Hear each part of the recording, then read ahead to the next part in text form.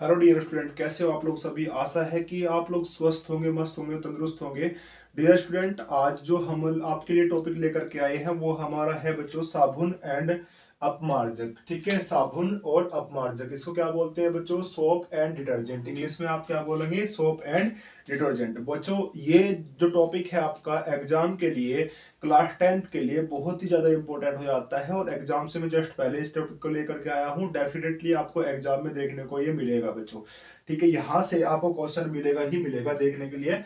तो आप लोग इस टॉपिक को पढ़े बच्चों ध्यान से, जैसे कि मैं पढ़ाता हूँ आप लोगों को। इस टॉपिक को एज इट इज आपने वैसा ही करना है बच्चों।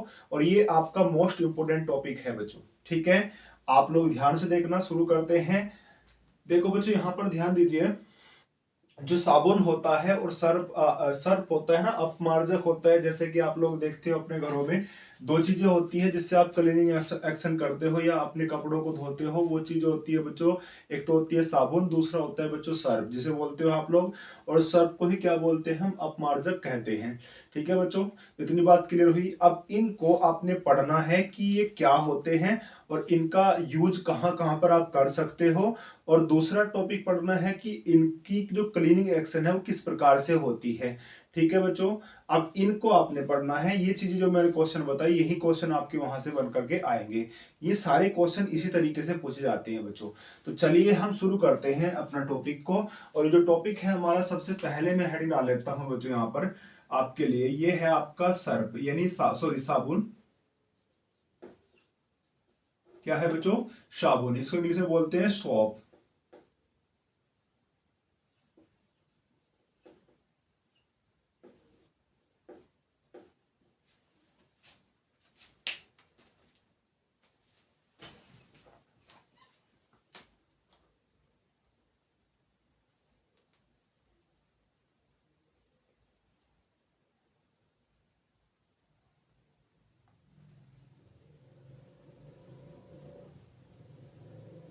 सोप।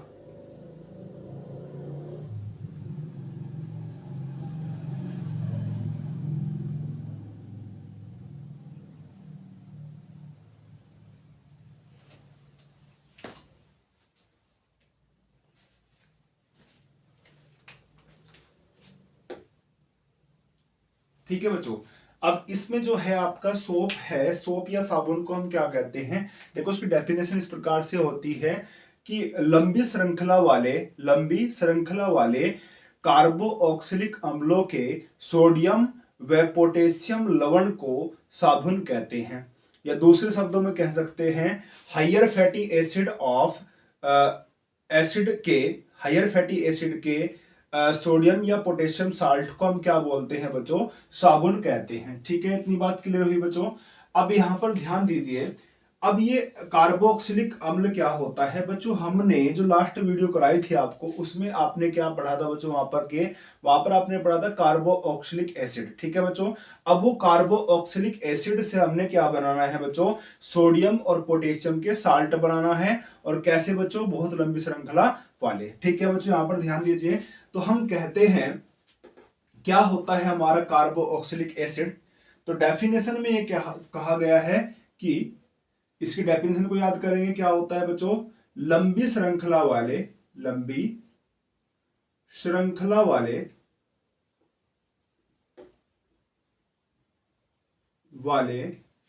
कार्बोक्सिलिक अम्ल के, है ना, कार्बो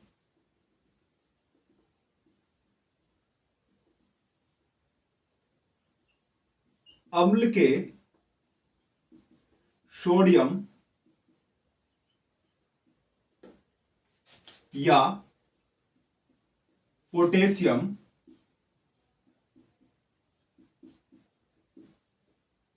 लवण, ठीक है, क्या कहलाते हैं बच्चों? साबुन कहलाते हैं। अब जरा ध्यान दीजिए, हमारे पास क्या है बच्चों?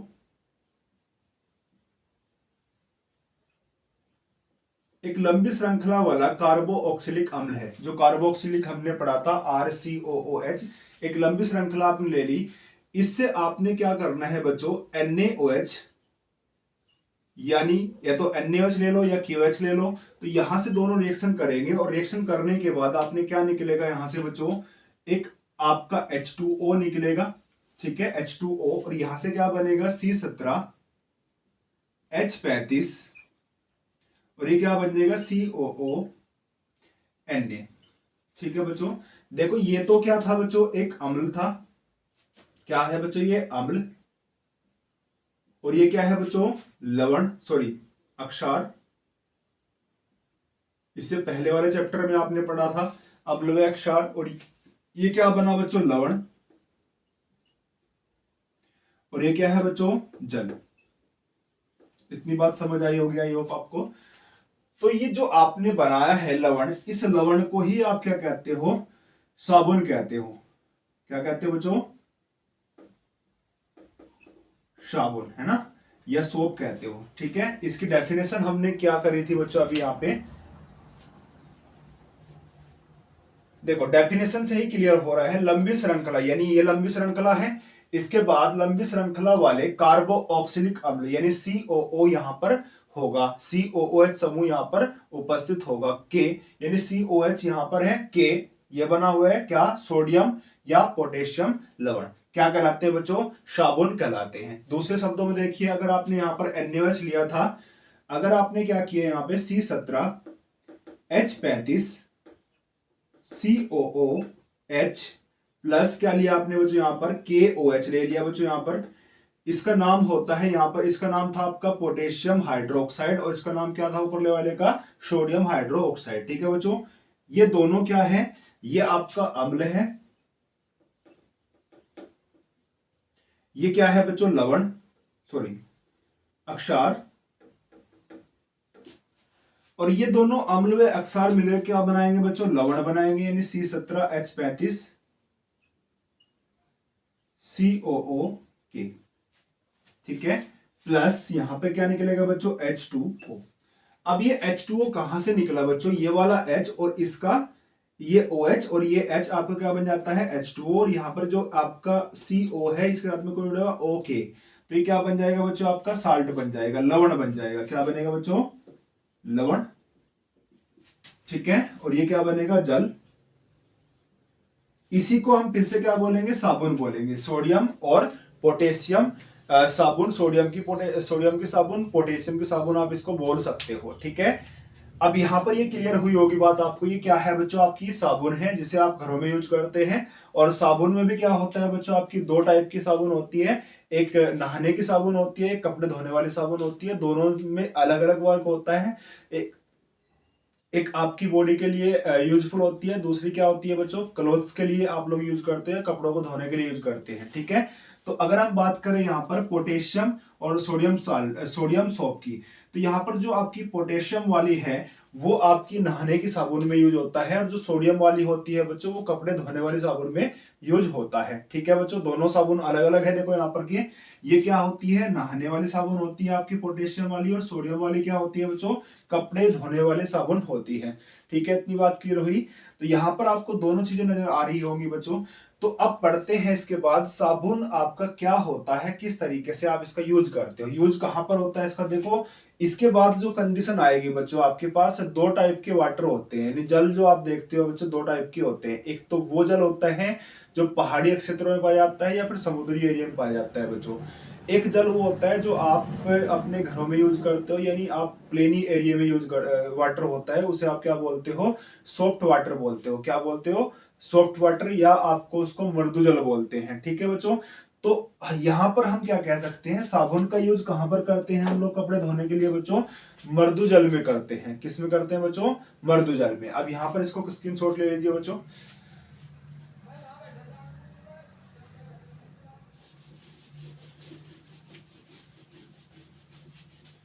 अब इसके बाद इसका उपयोग कहां कहां पर करते हैं। ठीक है, साबुन का यूज क्या करते हैं बच्चों, इसके उपयोग की बात करते हैं।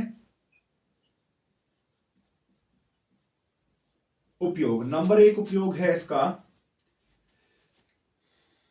कपड़ों को साफ करने में, कपड़ों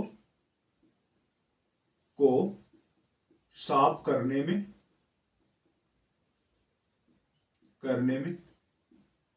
नंबर टू है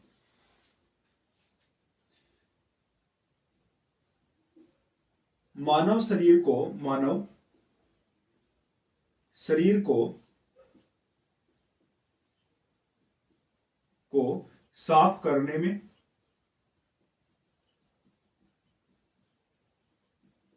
ठीक है बच्चों। तीसरा पार्ट है इसका उपयोग कहां पर होता है? मृदु जल में, मृदु जल में, ठीक है। मृदु जल में क्या होता है? जहां पर आपका सॉफ्ट वाटर पाया जाता है, मृदु जल को क्या बोलते हैं बच्चों? सॉफ्ट वाटर बोलते हैं। तो वहां पर आप साबुन से कपड़ों को धो सकते हैं, ठीक है बच्चों। वहां पे क्या करते हो बच्चों? साबुन से कपड़ों को धो सकते हैं, आपकी अच्छी क्लीनिंग आएगी, यानी अच्छी तरीके से आप साबुन के द्वारा साफ कर सकते हो, ठीक है बच्चों। अब दूसरा फोर्थ पार्ट आएगा बच्चों, मृदु जल का पृष्ठ तनाव कम करने में। फिफ्थ पार्ट है इसका यूज में, मिसेल बनाने में,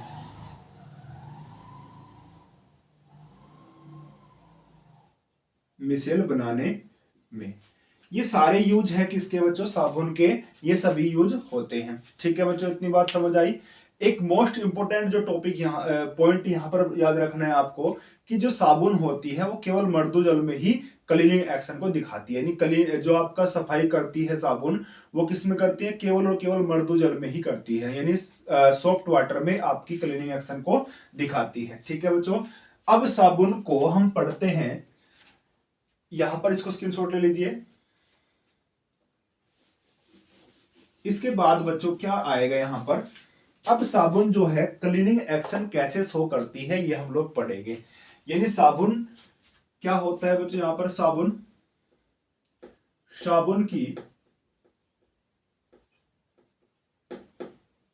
की साफ करने की प्रक्रिया, साफ करने की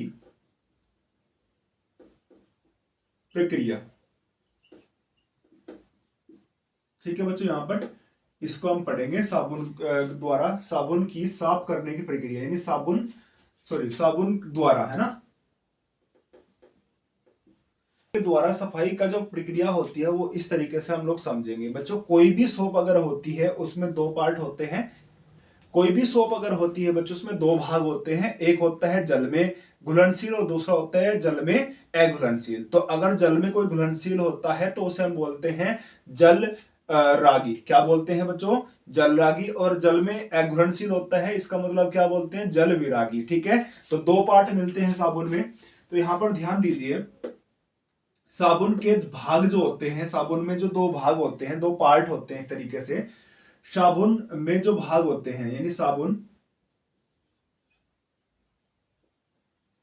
के क्रियात्मक भाग है ना, जो क्रिया करते हैं इस सफाई करने में, वो भाग कितने होते हैं? दो। पहला भाग होता है क्या? जल रागी भाग। इसको क्या बोलते हैं हम लोग? हाइड्रोफिलिक बोलते हैं। क्या बोलते हैं? हाइड्रोफिलिक पार्ट, है ना, हाइड्रोफिलिक पार्ट बोलते हैं, हाइड्रोफिलिक पार्ट, ठीक है बच्चों, हाइड्रोफिलिक पार्ट। और इसी को क्या बोलते हैं? आयनिक भाग,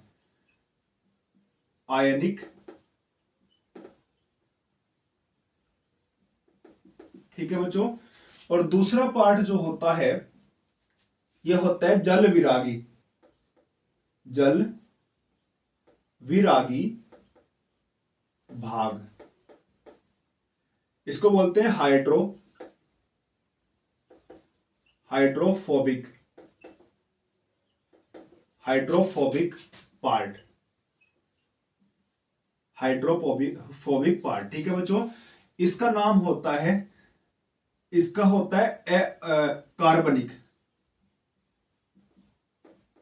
कार्बनिक भाग, है ना, कार्बनिक भाग कह सकते हो, या फिर उसको क्या बोलते हैं? एक तरीके से नॉन आयनिक भी कह सकते हो आप लोग, ठीक है बच्चों। ये आयनाइज नहीं होता है ये पार्ट, ठीक है। तो अगर हम साबुन की बात करें, साबुन को आपने क्या कहा था बच्चों यहाँ पर, अब मैं समझा रहा हूं बच्चों, ध्यान से समझना आपको। साबुन का आपने ये लिखा था C17H35 COO Na। ठीक है बच्चों, इसको आपने इस तरीके से लिखा था। तो ये जो वाला पार्ट है, ये वाला पार्ट, ये आपका फर्स्ट पार्ट बनता है और ये पार्ट बनता है आपका सेकंड पार्ट, सॉरी ये पार्ट बनता है आपका फर्स्ट पार्ट और ये क्या बनता है बच्चों, सेकंड पार्ट। ठीक है, यानी हम इसे क्या बोल सकते हैं, आपका जल विरागी भाग, और इसको बोलते हैं जल रागी भाग, जल रागी भाग। ठीक है बच्चों, अब ये बात आपको समझ आई होगी, आई होप। ठीक है, और एक चीज और ध्यान रखना बच्चों, जिसकी प्रवृत्ति जैसी होती है वो उसी टाइप के विलियन में घुल जाता है। ठीक है, इतनी बात समझ आई होगी। इसको पॉइंट को आपने माइंड में सेट कर लेना, क्योंकि इससे आप पूरा क्लीनिंग एक्शन जो आएगा, सफाई का एक्शन आएगा साबुन का, उसको हम समझ लेंगे बच्चों। देखिए बच्चों, यहाँ पर ध्यान दीजिए, जो आपकी डस्ट होती है या मैल होती है किसी क्लॉथ्स के अंदर, वो होती है तेलीय। कैसी होती है बच्चों, तेलीय। और तेलीय सभी पदार्थ क्या होते हैं, कार्बनिक होते हैं। कैसे होते हैं बच्चों, कार्बनिक। ठीक है, और जल जो होता है बच्चों, जल में H2O होता है, यानी H प्लस और OH माइनस आयन वहां पर प्रेजेंट होते हैं। तो वो कैसा बन जाता है बच्चों, जब उसमें कोई भी आयनिक पार्ट डलेगा तो वो आयनाइज हो जाता है। क्या हो जाता है बच्चों, आयनाइज। इतनी बात समझ आई होगी। तो अब जरा ध्यान दीजिए, जब आप इस पार्ट को जल में डालते हो तो यहाँ पर ये पार्ट तो आपका आयनिक हो जाता है, और ये क्या होता है बच्चों, नॉन आयनिक होता है, या आयनिक नहीं होता है। ठीक है, तो अगर हम क्लॉथ्स की बात करें तो क्लॉथ्स को आप लोग देखोगे, क्लॉथ्स में डस्ट पार्ट जो होता है, ये मान लीजिए किसी क्लॉथ्स के अंदर ये क्या है बच्चों, डस्ट पार्टिकल है, यानी मैल है। क्या है बच्चों, मैल। तो जब आप लोग मैल साबुन क्लॉथ्स के ऊपर लगाते हो तो जो मैल्स में मैल होता है उसमें डिजोल्व कौन हो जाता है, घुल कौन जाता है बच्चों, ये वाला पार्ट, जल विरागी, यानी इसको बोलते हैं कार्बनिक पार्ट, कार्बनिक भाग। ठीक है बच्चों, इसको क्या बोलते हैं, कार्बनिक भाग। ये जल में, इसके मैल में घुल जाता है। ठीक है, ये मैल में जुड़ जाता है एक तरीके से। और ये क्या होता है बच्चों, ये जल में घुलनशील होता है, यानी जल में आयनाइज होता है। तो ये पार्ट आपका किस में हो जाएगा, जल के तरफ जाएगा। ठीक है, तो जब क्लोथ्स को आप पानी में डालते हो तो ये पार्ट आपका मैल यहाँ पर है। तो क्लोथ्स के अंदर क्या होता है, सोप आपकी इस मैल के चारों अराउंड में किस तरीके से जुड़ जाएगी, जरा ध्यान दीजिए। ये जो भाग होता है, मैं मान लीजिए मैं इसको दिखा दे रहा हूं इस प्रकार से। ठीक है, ये आपका क्या है, Na प्लस। ठीक है, ये वाला पार्ट ये है और ये वाला पार्ट ये है। ठीक है, इतनी बात समझ आई होगी। तो ये भाग किससे जुड़ जाता है बच्चों, इससे जुड़ जाता है यहाँ पे। ठीक है, और यहां पर क्या होता है, Na प्लस। ठीक है, और बहुत सारे पार्ट होते हैं किसके, साबुन के कितने पार्ट होते हैं, बहुत सारे पार्टिकल होते हैं। वो इस तरीके से आपके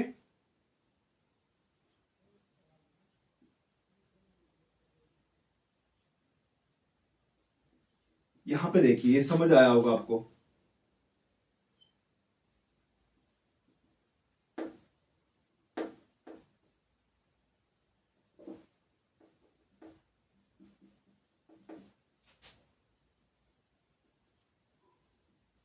ठीक है बच्चों, अब ये एक तरीके से इसको बोलते हैं मिसेल। क्या बोलते हैं बच्चों, मिसेल। अब ये कैसे बनता है बच्चों, देखो यहां पर ध्यान दीजिए, ये क्या है बच्चों, मैल है।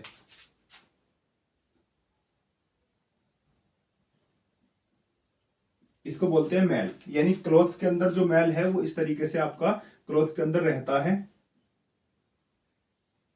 और जो मैल होता है ये डिजोल्व किस में होता है बच्चों, कार्बनिक भाग में, है ना। अब ये इससे जुड़ जाता है, साबुन का ये पार्ट तो किससे जुड़ जाएगा, मैल से जुड़ जाएगा। और ये वाला पार्ट किसकी तरफ जाएगा, वाटर की तरफ जाएगा।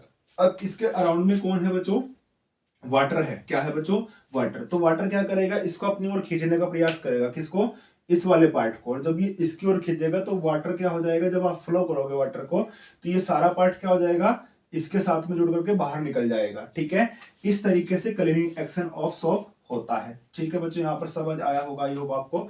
इसको क्या बोलते हैं, मिसेल बोलते हैं।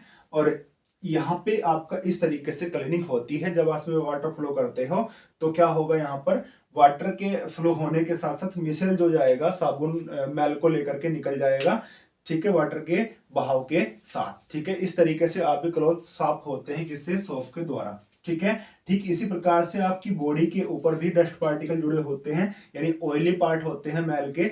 तो उसमें क्या होता है, साबुन आपकी क्या होती है, उसका कार्बनिक भाग जुड़ जाता है मैल के साथ में, और नॉन कार्बनिक यानी आप कह सकते हो आयनिक भाग कहां पर होता है बच्चों, वाटर की तरफ अट्रैक्ट होता है। तो जब आप उसे पानी फ्लो करते हो तो जो आपके मैल होते हैं बच्चों, वो किस में चले जाते हैं, मिसेल के रूप में पानी के द्वारा बहाव में बह जाते हैं। इस तरीके से आप क्या करते हो, साबुन के द्वारा क्लीनिंग करते हो अपनी बॉडी को भी और क्लोथ्स को भी। ठीक है बच्चों, इतनी समझ आई होगी, बात आई होगी आपको। इसके बाद आता है डिटर्जेंट। क्या आता है बच्चों, डिटर्जेंट, सर्फ जो होता है। एक पॉइंट और लिख लेना यहाँ पर, ये जो होता है, ये प्रक्रिया जो होती है आपकी, ये होती है केवल मृदु जल में। कब होती है बच्चों, मृदु जल में, क्योंकि यहाँ पर क्या है बच्चों, सोप है। ठीक है ना, ये कहां पर होती है, मृदु जल में। ठीक है, इतनी बात समझ आई होगी, आई होप आपको। आप इसका स्क्रीनशॉट ले लीजिए ताकि आपको समझ आएंगी चीजें।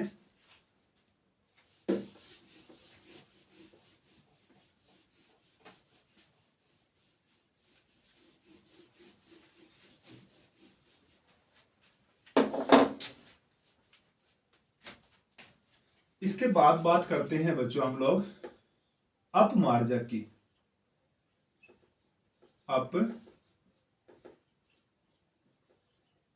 अपमार्जक की बात करते हैं, नहीं डिटर्जेंट की बात करते हैं। डिटर्जेंट की बात करते हैं बच्चों। यहाँ पर एक चीज समझनी है बच्चों आपको, यहाँ पर अपमार्जक क्या होते हैं, एक तरीके से जैसे सोप होती है वैसे ही अपमार्जक भी वर्क करते हैं। लेकिन अपमार्जक क्या होते हैं, इसकी डेफिनेशन थोड़ी सी अलग बनेगी। जैसे कि क्या होगा बच्चों, इसकी डेफिनेशन कुछ इस तरीके से लिखेंगे, लंबी कार्बन श्रृंखला वाले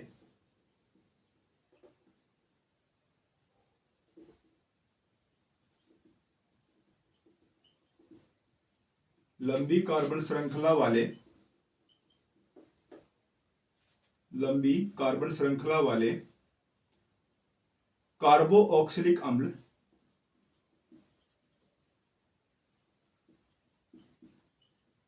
कार्बोक्सिलिक अम्ल के अमोनियम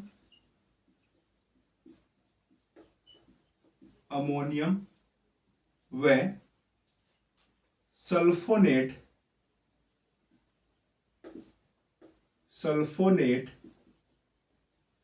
लवण अपमार्जक कहलाते हैं। ठीक है, अपमार्जक कहलाते हैं। इतनी बात समझ आई होगी आपको, पूरी लाइन आपको समझ लेनी है अच्छे तरीके से।